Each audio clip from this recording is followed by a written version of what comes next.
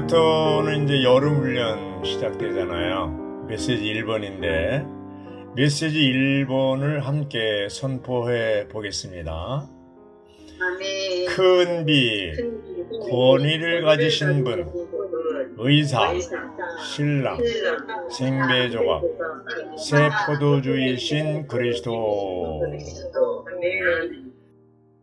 이 메시지 1번을 에드막 형제님 전하셨는데 하여튼 거의 한 30분간을 서두에 말씀을 해가지고 이 개요보다는 그 부분이 상당히 중요한 것 같습니다. 그래서 이제 다는 못하겠고 그 중에 중요한 부분을 이제 요약해서 소개해 드리도록 하겠습니다. 위트니스 형제님은 라이프 스타디를 마치신 후 신약의 결론을 시작했는데요.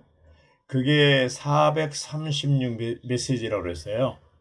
그 중에서 이제 172 메시지가 그리스도를 체험하고 누리고 표현하는 것을 주제로 다룬다고 했어요. 신약 27권의 이제 영적이고 신성한 금덩어리들이 보석들이 이제 많이 있는데 그것을 앞으로 다룰 거라고 그러는데 이 제목으로서는 네 번 메시지를 다룬다고 하셨습니다. 그러니까 그리스도를 체험하고 누리고 표현함이라는 주제로 1년에 2번씩 4번에 걸친 훈련을 할 것이다. 그래서 금년 24년 여름에는 사복음서와 사도행전을 다룰 것이다. 이렇게 얘기했습니다. 그러면서 우리는 그리스도를 체험하고 누리고 표현하는 것의 내재적인 의미를 봐야 된다고 했고요. 우리는 그리스도를 체험하고 누리고 표현하는 것에 대해 말할 때 신성한 계시의 심장부와 하나님의 영원한 경륜의 중심 사상에 대해서 말하고 있는 것이라고 했습니다. 이것이 이 전체 주제의 내재적인 의미이고요. 우리가 그리스도를 체험하고 누리는 것은 그리스도의 단체적인 표현인 그리스도의 유기적인 몸을 위한 것인데 그리스도의 몸은 그리스도의 궁극적인 표현인 새 예루살렘으로 연결된다고 했습니다. 그러므로 우리는 이 세 가지 항목, 곧 그리스도를 체험하고 누리고 표현하는 것이 내재적으로 하나라는 것을 볼 수 있다고 했습니다. 우리가 이번 메시지에서 다루고 있는 것은 1978년에 주신 그리스도를 체험함에서 나온 것이고 그리스도를 체험하는 것은 주로 영안에 있지만 그리스도를 누리는 것은 우리의 혼, 곧 우리의 생각과 감정과 의지 안에 있다고 했습니다. 이제 빌립보서를 얘기했어요. 우리는 빌립보서를 읽을 때 생각, 감정, 의지를 볼 수 있고 우리의 생각에 관련하여 빌립보서 2장 2절은 한 가지 것을 생각하여라고 말한다고 했고요.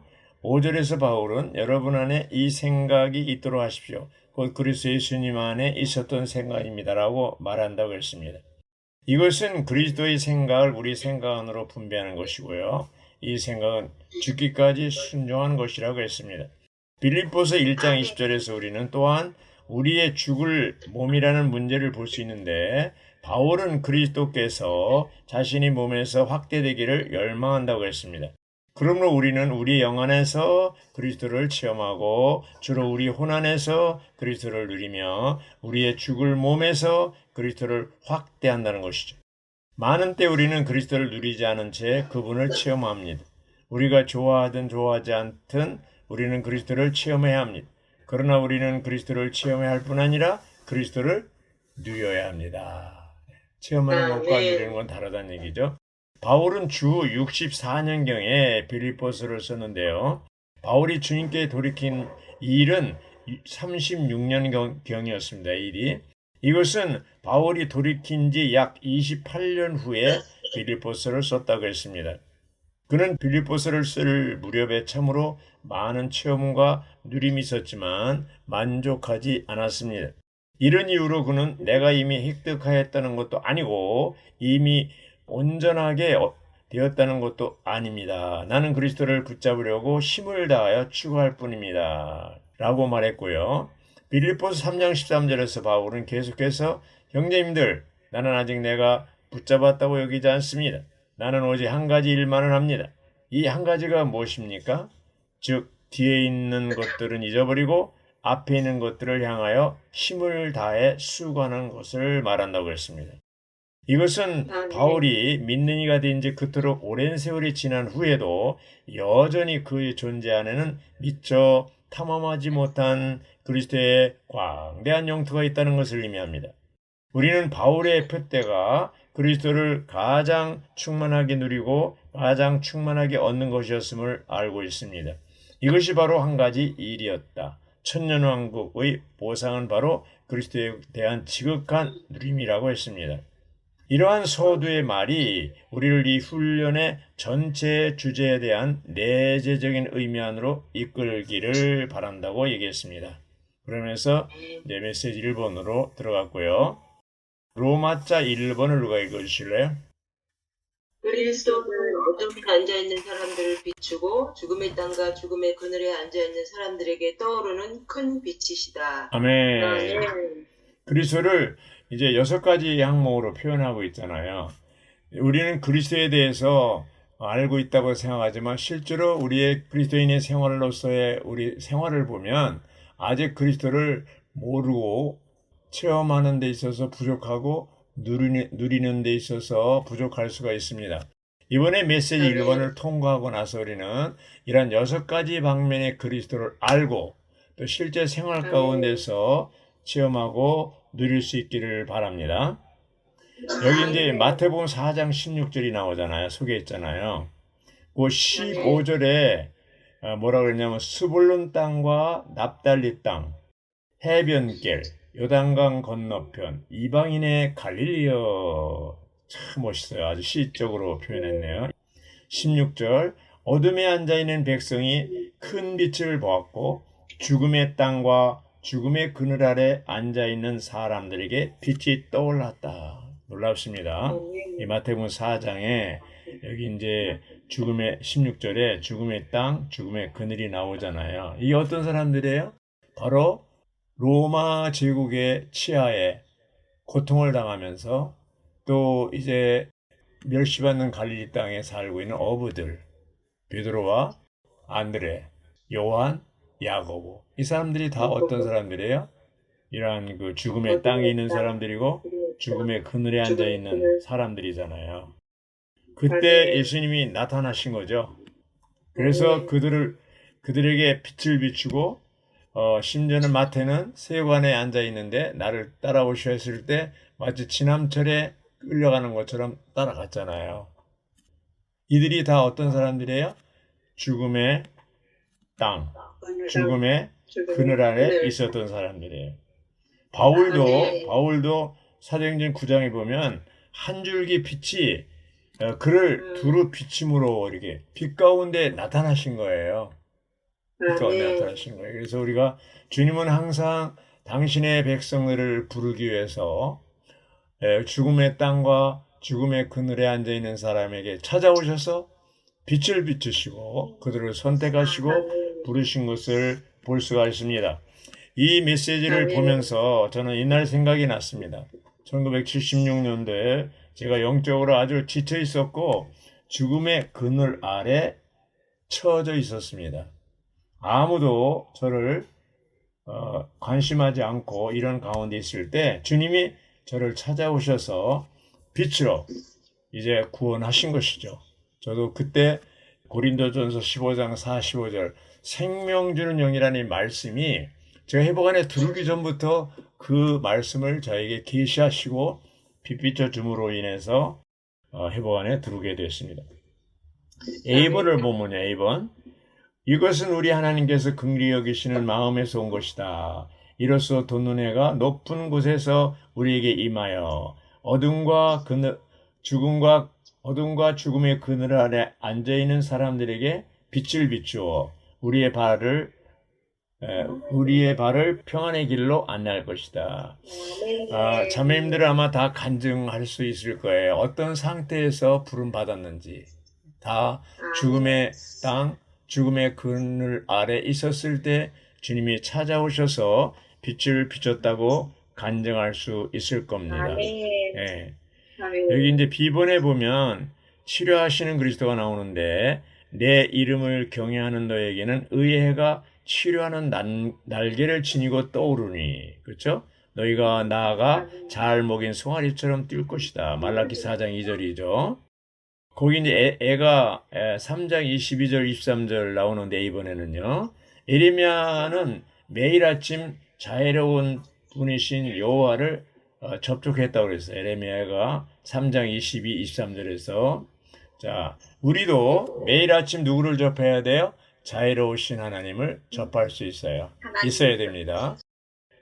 우리 부가 아침 부흥할 때 우리는 에레미야가 3장 22절 23절을 선포하고 많이 누립니다. 주의 자비하심과 긍휼하심이 무궁하심으로 우리가 오늘까지 진멸되지 아니하였나이다. 이것이 아침마다 새로우니 주의 성실이 크도소이다. 예. 이제 전에 있는 성경이죠. 이런 것을 볼 때 정말로 우리는 빛이신 그리스도를 회복 안에 두를 때에도 누렸고 또 매일 이제 생활 가운데서 누릴 필요가 있습니다. 누가 로마자 2번을 읽어주실래요? 백부장은 주님께서 권위 아래 있는 사람이시기 때문에 권위를 갖고 계신 분이시라는 것을 보았다. 예. 네. 이제 8장에는 이제 권위이신 그리스도에 대해 나오는 건데 여기 이제 백부장이 등장합니다. 백부장은 뭐예요? 로마 군인이에요. 근데 이 백부장이 어떻게 해서 이렇게 예수를 믿게 됐는지 모르지만 어쨌든 여기 이제 마태복음 8장 8절부터 9절에 보면 이제 이런 내용이 나옵니다. 백부장이 대답하였다. 주님, 다만 말씀만 하십시오. 그러면 나의 종이 낫겠습니다. 나도 고뇌 아래 있는 사람이고 내 아래에도 병사들이 있어. 이 사람에게 가거라 하고 하면 가고 저 사람에게 오너라 라고 하면 옵니다. 예. 자, 이제 말씀만 하려고 감히 우리 집에 제가 있는 곳에 오시게 해서는 너무나 안 됩니다. 그러면서 다만 말씀만 하십시오. 이건 뭐예요? 백부장이 주 예수님이 말씀만 해도 자기 그 종이 날 수 있다는 믿음이 있다는 얘기죠. 믿음이 있다는 얘기죠. 그래서 예수님은 아주 이렇게 큰 믿음을 본 적이 없다고 그랬어요. 이스라엘 중에 아주 예수님이 감동을 하신 거예요. 이렇게 큰 믿음. 말씀만 하십시오. 자, 자매님들 이 백부장보다 믿음이 더 좋습니까? 말씀만 하십시오. 이런 믿음이 있습니까? 아브라함이 믿은 하나님은 어떤 하나님? 로마서 4장 11절에서 바울은 아브라함의 믿음 하나님은 없는 것을 있는 것 같이 부르시는 창조의 하나님, 죽은 자를 살리시는 부활의 하나님을 믿었습니다. 아브라함은. 그렇기 때문에 이삭을 바칠 수가 있었죠. 자, 우리가 믿는 하나님, 우리가 믿는 그리스도는 어떤 분이냐? 이걸 한번 체크해 볼 수 있기를 바랍니다. 자, 정말 우리는 백부장처럼 믿을 필요가 있습니다. 지금 예수님의 모습을 우리가 볼 수 없잖아요. 그러나 주님이 하신 말씀을 우리가 읽고 받을 수가 있잖아요. 그럴 때 말씀만 하옵소서.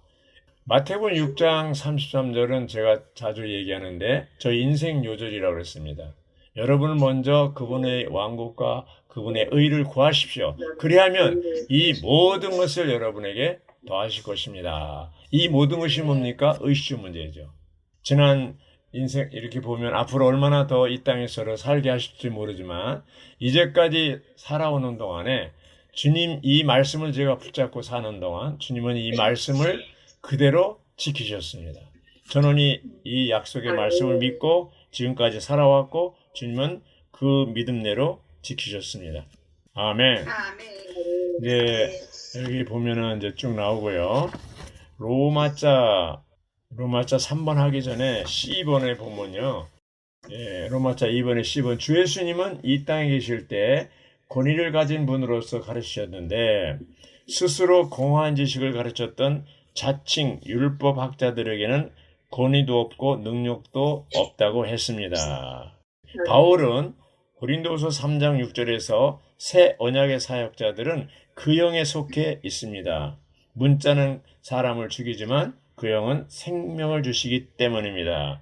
그 영의 사역, 이것이 새 언약의 사역이죠. 로마자 3번을 누가 읽어주실래요? 왕국을 위해 자신을 따르도록 사람들을 부르셨을 때 하늘에 속한 왕국의 왕이신 주 예수님은 의사로서 사역하셨다. 아멘. 감사합니다. 여기 이제 마태복음 9장이죠. 11절부터 13절 본문을 제가 읽겠습니다. 바리새인들이 보고 그분의 제자들에게 왜 여러분의 선생님은 세리들과 죄인들과 함께 음식을 드십니까? 라고 하니 예수님께서 들으시고 말씀하셨다. 강건한 사람에게는 의사가 필요하지 않으나 병든 사람에게는 필요합니다. 여러분은 가서 내가 궁리를 원하고 희생 제물을 원하지 않는다는 것이 무엇을 의미하는지 배우십시오. 아멘. 배우라고 했습니다. 배우라고. 이 사람들에게 아멘. 바리새인들이 배우라고 했습니다. 나는 의인을 부르러 온 것이 아니라 누구를 부르러 왔다고 했어요? 죄인을 부르러 왔다고 했습니다. 아멘. 자, 아까도 정일주장이 얘기했는데 스스로 의롭다는 것이 바리새인들의 특징이잖아요. 우리도 이제 그런 모습이 있다는 것이죠. 그래서 바리새인들은 자기들은 의로운데 의로운 입장에 놓고 심지어는 예수님도 비방하고 또 정결하지 않은 사람 세리들 이런 그 죄인들에 대해서도 이제 유죄 판결을 했잖아요. 그런데 예수님은 뭐예요? 그 바리새인들에게 뭐라고 답변했어요? 이 사람들은 부정한 것이 아니라 병든 것이다. 나는 그들을 유죄 판결하는 재판관으로서 온 것이 아니다. 이제 그들에게 사랑스럽고 다정하고 친밀한 치료자의 의사로 왔다. 이렇게 얘기했습니다. 그러니까 주 예수님이 보실 때 자신들이 의롭다고 생각하는 바리새인들도 사실상 다른 사람들과 똑같이 병들이 있다는 거죠. 예. 세리들과 죄인들은 신체적으로 병든 것이 아니고 영적으로 병들어 있다고 했습니다. 그래서 주 예수님은 그들과 함께 잔치하시는 동안에 그들을 정신적으로 영적으로 치료하고 계셨다고 했습니다. 주님은 우리 영과 혼의 각 부분을 항상 치료할 준비가 되어 있으시다고 했습니다. 그래서 주님은 육신의 병도 치료하는 경우가 있지만 대부분이 우리의 영적인 거, 또 정신적인 거 이런 질병을 치료하고 있습니다. 근데 의사들 입장에서 가장 치료하기 힘든 환자가 어떤 환자예요? 영적으로 병든 사람. 예, 자기가 환자가 아니라는 거죠. 병이 없다고 얘기하면 대책이 없다는 거예요. 대책이 없다고. 그래서 여기 이제 보면은 몇 절이냐면 이제 비번에 보면 주님께서 가련한 사람들이 우리에게 재판관으로서 찾아오셨다면 우리 모두가 유죄 판결을 받고 거절당했을 것이며 우리 중 아무도 하늘에 속한 왕국의 백성으로서 자격이 있거나 선택을 받거나 부름받지 못했을 것이다. 이건 아멘 하시죠? 그러나 그분은 우리를 고치시고 회복하고 살리고 구원하는 의사로서 사역하시러 오셨는데 그 목적은 우리를 하늘의 새로운 시민들로 재조성하시고 우리를 통하여 그분의 하늘에 속한 왕국을 이 타락한 세상에 세우기 위함이었다. 자, 이것도 아멘 하시죠? 예. 이 타락한 세상이 나옵니다. 타락한 세상. 자매님들 지금 이 시대에 얼마나 타락했는지 아시죠? 예, 이제 마태복음 24장에 보면 다시 오실 때 주님이 마지막 때 말세 노아의 때처럼 소돔과 고모라의 때처럼 사람들이 다 타락하고 육체가 된다고 그랬어요. 육체 타락의 극치가 뭐라고 그랬어요? 동성연애입니다. 동성연애. 로마서 1장에도 이제 레즈비언 또 레이 이런 거 나오잖아요. 게이 그 동성연애잖아요. 그래서 이런 것이 아주 온 세계에 편만하게 퍼져 나가고 있습니다. 미국을 비롯해서 우리나라도 이게 이제 서울시청 앞에 그 무슨 뭐 성소수자 뭐 해가지고 이렇게 뭐 하잖아요. 이게 동성연애 두둔하는 거예요. 아유, 하여튼 이제 법적으로 다 합법화 시켰잖아요, 미국도. 예. 그래서 이제 여기 이제 D번에 보면 의인은 없으니 하나도 없다. 모든 의인은 바리새인들이 그랬던 것처럼 스스로 의롭다고 하는 이들이다. 그렇죠? 왕이신 구주는 이러한 사람들을 부르러 오신 것이 아니라 죄인들을 부르러 오셨다고 했어요. 아멘. 그 다음에 우리의 의사이신 주님은 우리의 영적인 질병을 치료하시면서 주로 우리의 영과 혼을 치료하신다고 했어요. 세리들과 죄인들은 신체적으로 병든 것이 아니라 영적으로 병들어 있다고 했어요. 조금 전에 말씀드렸죠. 우리가 십자가에 못 박이신 그리스도를 체험하고 십자가에 못 박이신 생활을 할 때 부활하신 그리스도께서 우리를 치료하는 능력이 되시며 주님께서 우리의 치료자가 되신다고 그랬어요. 예. 그래서 우리가 주님 앞에 나아갈 때 우리는 의인으로 나갑니까? 죄인으로 나갑니까? 죄인으로 나가야 됩니다. 예. 내가 병이 없다고 할 때 제일 고치기 어렵다고 그랬어요. 자, 로마자 6번 누가 읽어주시죠? 4번이네. 미안합니다. 4번. 그리스도는 우리의 신랑이시다. 아멘. 짧아서 좋네요. 이건 마태복음 몇 장이에요? 9장. 14절 15절인데 15절만 제가 읽겠습니다. 예수님께서 그들에게 말씀하셨다. 신랑의 친구들이 신랑과 함께 있는 동안 슬퍼할 수 있습니까? 그러나 그들이 신랑을 빼앗길 날이 올 것인데 그때는 금식할 것입니다. 이렇게 얘기했습니다.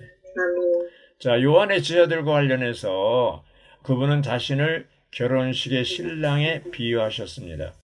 신랑과 함께는 시간은 즐겁습니다. 그러나 신랑을 빼앗길 때 그들은 금식할 것입니다. 여기 신랑의 친구들이라고 그러는데 신랑의 친구들은 누구를 말해요?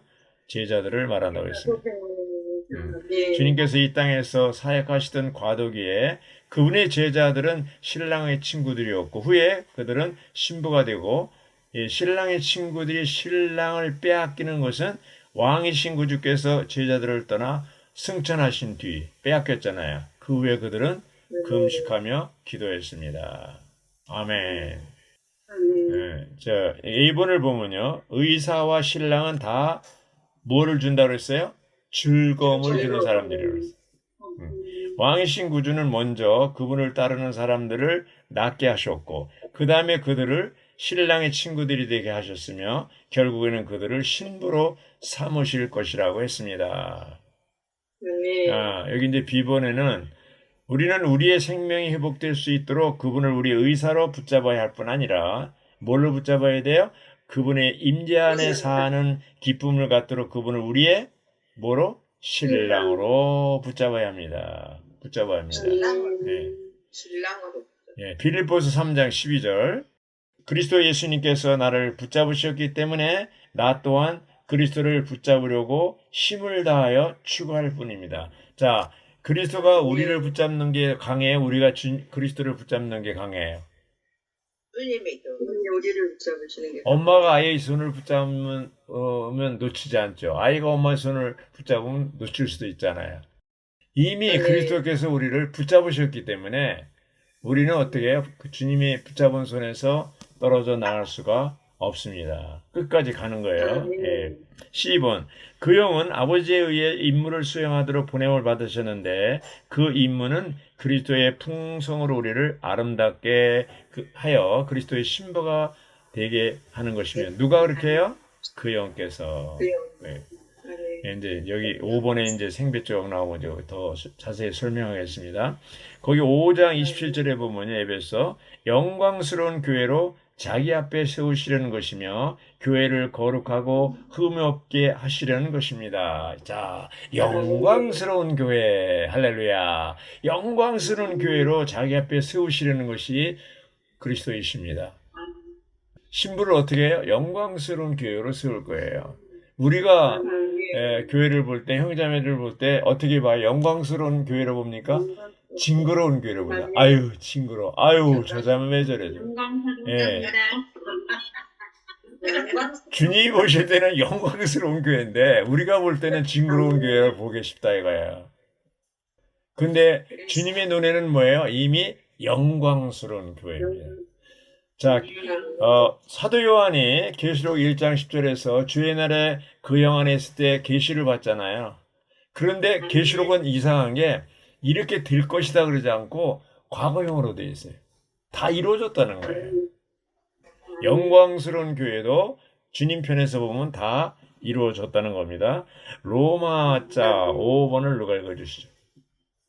그리스도는 생배 조각이시며 우리의 새 옷이시다. 아멘. 이게 몇 장 몇 절이에요? 9장 16절입니다. 9장 16절 제가 본문을 읽겠습니다.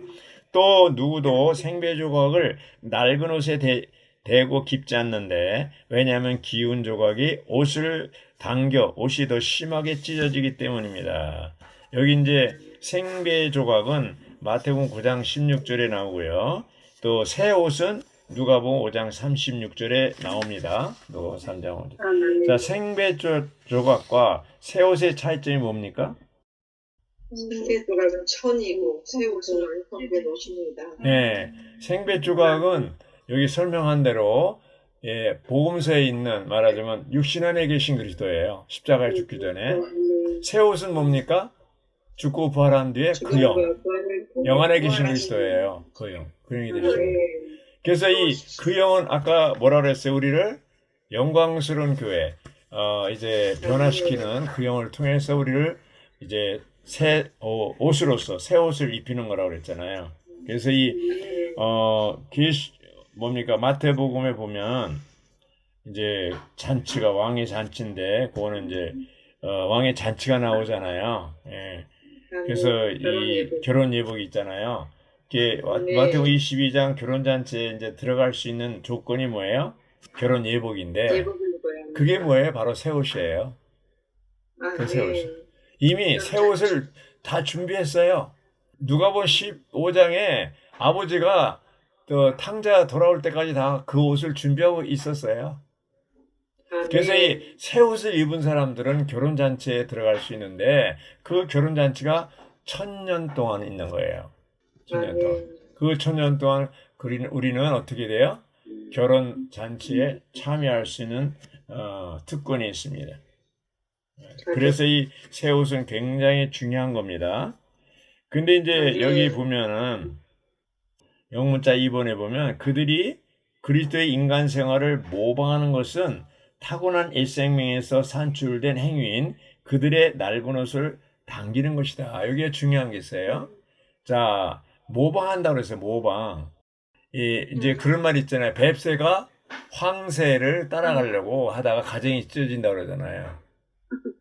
근데 천주교 그 신부가 유명한 사람이 하나 있어요. 14세기 사람인데 누구냐 하면은 토마스 캠피스라는 사람이에요. 그 사람이 책을 썼는데 Imitation of Christ, 그리스도의 모방이라는 책을 썼어요. 저도 젊었을 때 그게 너무나 내용이 좋아서 그걸 많이 비끼기도 하고 그랬는데요. 이거는 이제 천주인뿐 아니라 개신교인들도 많이 보는 책이에요. 지금도 인터넷 들어가면 그리스도의 모방 혹은 그리스도를 본받아라고 번역되어 있는데 그 책이 있습니다. 살 수 있어요. 그런데 그건 뭡니까? 사복음서에 나오는 예수님을 모방해서 따르려고 하는 거예요. 어떻게? 타락한 생명으로, 천연적인 생명, 아담의 생명으로 예수님을 본받으려고 그러는 거예요. 가능해요? 불가능해요? 불가능합니다. 불가능합니다. 모방은 불가능합니다. 예. 그런데 F번에 보면 왕국 백성은 이렇게 하지 않는다고 그랬어요. 그들은 십자가에 못 박히시고 부활하신 그리스도를 하나님 앞에서 그들의 의로서 그들을 덮는 새 옷으로 취하는 거예요. 말하자면 새 옷으로 취한다는 얘기 뭐예요? 그리스도의 그 영으로 말미암아 주님이 우리 안에서 그 영으로 움직이셔서 새 옷을 입음으로 그리스도의 생명 주는 영, 주합하는 영은 자는 한 영이 된 상태에서 살아가기 때문에 가능해요? 불가능해요? 가능한 거예요.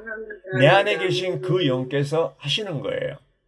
그게 바로 새 옷을 입은 거고 그리고 인격으로 바뀌고 결국 우리가 이기는 자로서 이제 설 수가 있는 거죠. 로마자 6번을 읽어주세요. 그리스도는 새 가죽 부대에 넣어야 할 우리의 새 포도주이시다. 아멘. 이 새자가 붙으려면요. 자, 보세요. 새 포도주, 새 가죽 부대, 새 사람, 새 예루살렘. 새자가 붙는다는 것은 뭐예요? 다 하나님, 삼일 하나님 거기 포함됐다는 얘기입니다. 그 외에는 새자가 붙을 수가 없어요. 그래서 여기 소개한 마태복음 9장 17절을 제가 읽겠습니다. 또한 그 누구도 새 포도주를 낡은 가죽 부대에 넣지 않습니다. 만약 넣게 되면 가죽 부대가 어떻게 돼요? 터져. 예, 포도주가 쏟아지고 가죽 부대도 버리게 됩니다. 그러므로 새 포도주는 어디에 담아요? 새 가죽 부대에 넣어야 둘 다 보존됩니다. 예, 이제 로마서 6번이 마지막 분이에요. 그래서 이 새 포도주 여기 이제 쭉 보면요. A번 3번이 중요한데 A번의 3번. 종교적이라는 것은 하나님께 경배하고 하나님을 섬기며 하나님을 기쁘게 하려고 여러 가지 일을 하지만 그 영이신 그리스도를 떠나 그 영이신 그리스도가 없이 하는 것이다. 종교적이라는 게 뭐라 그랬어요? 그 영이 없이 하나님을 섬기는 거예요. 예. 그리스도 없이 하는 모든 행위. 그렇죠. 종교는 그 영이신 그리스도 없이 하나님을 섬기는 거예요. 오늘 왜 타락했다고 그래요? 기독교가 그 영이 없이, 예, 그리스도가 없이 하나님을 섬기는 거예요. 맞아요, 틀려요? 예. 그래서 예수님 당시 유대 종교는 생명이신 그리스도를 받아들일 수 없었고 배척했잖아요. 예. 예, 사도 요한도 사도 바울도 생명이신 그리스도를 전했기 때문에 그들도 배척받았습니다. 오늘 주의 회복이 전하는 복음은 뭐예요? 생명 주는 영, 그 영입니다. 생명. 자, 주의 회복은 사도신경을 암송해야 안 해요? 안 합니다. 왜 안 합니까? 거기에 생명 주는 그 영이 없어요. 가장 중요한 내주하는 그리스도가 없어요. 사도신경. 그래서 오늘날 주의 회복은 바로 그 영, 종교는 그 영이신 그리스도 없이 하나님을 섬기는 거라고 하는데 우리는 그 영에 따라서 하나님을 섬기고 있습니다. 자, 이제 그리스도 어떤 분입니까? C번에 A번에 그러니까 로마서 6번에 C번을 보면요. 작은 C번이네요. 2번의 작은 C번. 그리스도는 나눠지지 않으신다. 여러분 안에 계신 그리스도는 내 안에 계신 그리스도와 하나이며 우리 안에 계신 그리스도는 다른 모든 그리스도 안에 계신 그리스도와 하나이다. 이렇게 됐습니다. 그래서 고린도전서 1장 13절에 보면 그리스도께서 나눠주셨습니까? 바울이 여러분을 위하여 십자가에 못 박혔습니까? 이렇게 묻고 있는 거예요. 자, 그리스도, 머리이신 그리스도와 몸인 교회는 하나예요? 둘이에요? 하나입니다. 그런데 바울이 14서신을 썼잖아요. 근데 항상 모든 서신마다 머리신 그리스도가 앞에 주로 쓰고 몸인 교회에 대해서 또 기록하고 있습니다. 그런데 오늘 기독교는 뭐예요? 다 머리가 그리스도라고 얘기하는데 천주교는 뭐 교황이 머리라고 그러지만 그리스도라고 했는데 몸은 뭐예요? 산산조각 분열되어 있잖아요. 머리가 하나고 몸이 다 엄청나게 많은 거예요. 괴물이죠. 그러니까 머리인 그리스도와 몸인 교회가 하나가 아니라는 거예요. 주의 회복은 뭡니까? 머리이신 그리스도와 몸인 교회가 하나라는 거예요. 제가 지금 말하고 있는데요. 머리가 있고 몸이 있잖아요. 근데 몸이 없어. 머리만 이렇게 있어가지고 그리스도와 머리이신 그리스도와 몸인 교회는 하나입니다. 이렇게 하고 있으면 다 도망갈 거예요. 무서워서. 이 머리이신 그리스도와 몸인 그리스도는 완전히 하나이고 함께 움직이고 함께 어떻게 해요?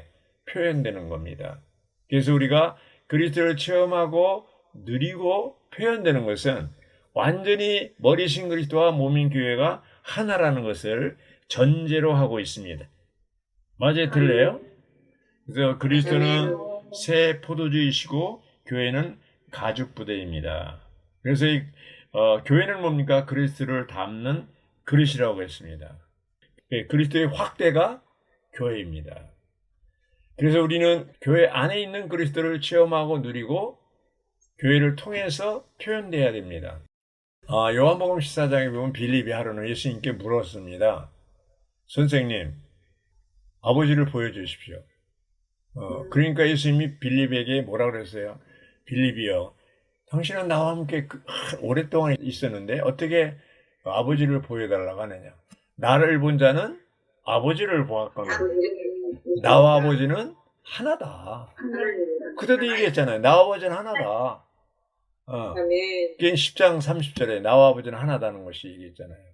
그러면 오늘날 사람들이 어떤 친구가 나한테 예수님을 보여주면 내가 예수님 믿겠다. 그럼 우리는 어떻게 대답해야 돼요? 예수님식으로 답변하려면 친구야, 너 오랫동안 나와 사귀었고 나를 보았는데 어떻게 예수님을 보여달라고 하느냐? 나를 본 사람은 예수님을 본 거야. 이렇게 대답해야 정상인데 그렇게 못하잖아요. 그게 못하잖아요. 왜 그렇습니까?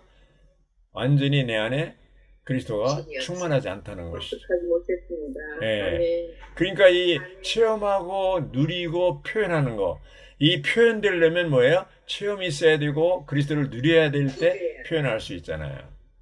발전소의 전기를 볼 수가 없습니다. 어떻게 볼 수 있습니까? 전기를 전등을 통해서 빛이 날 때 이 빛은 뭡니까? 보이지 않는 전기의 나타남, 보이지 않는 전기의 영광이라는 겁니다.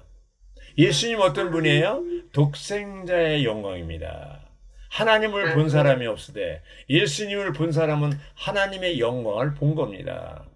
그래서 오늘날 교회는 예수 그리스도가 그렇게 살았듯이 하나님 사람으로 사복음서에 하나님의 영광을 나타냈듯이 오늘날 교회는 그리스도를 충만하고 그리스도를 체험하고 누리고 그 다음에 뭐예요? 표현해야 되는 것이죠. 표현하는 것이 뭐예요? 나타나는 거예요. 예수님 어떤 분이에요? 보이지 않는 하나님의 나타남, 보이지 않는 하나님의 영광입니다. 오늘날 교회는 어떤 위치입니까?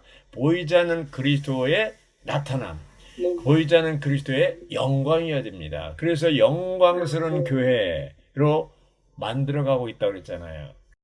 영광을 나타내기 위해서 주님은 오늘날 우리 모두를 부르셨고 우리에게 계속 날마다 영광으로 영광에 이르게 하고 변화시키고 있어요.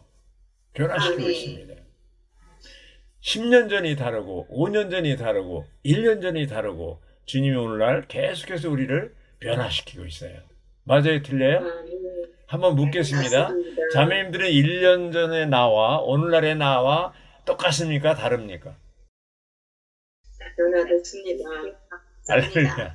각자 자문해 보세요. 예. 자, 이제 결론을 말씀드리겠습니다. 결론을. 우리는 큰 빛이신 그리스도를 누려야 하고, 물론 체험을 전제로 하는 거죠. 그 다음에 두 번째는 권위를 지니신 그리스도를 누려야 하고, 세 번째는 의사이신 그리스도를 누려야 하고, 네 번째는 신랑이신 그리스도를 누려야 하고, 다섯 번째 생배 조각이며 새 오신 그리스도를 누려야 하고, 마지막으로 뭡니까? 새 포도주이신 그리스도를 누려야 합니다. 이렇게 누릴 때 우리를 통해서 교회를 통해 단체적으로 그리스도를 표현할 수 있습니다. 표현하는 것이 바로 나타나는 것이죠.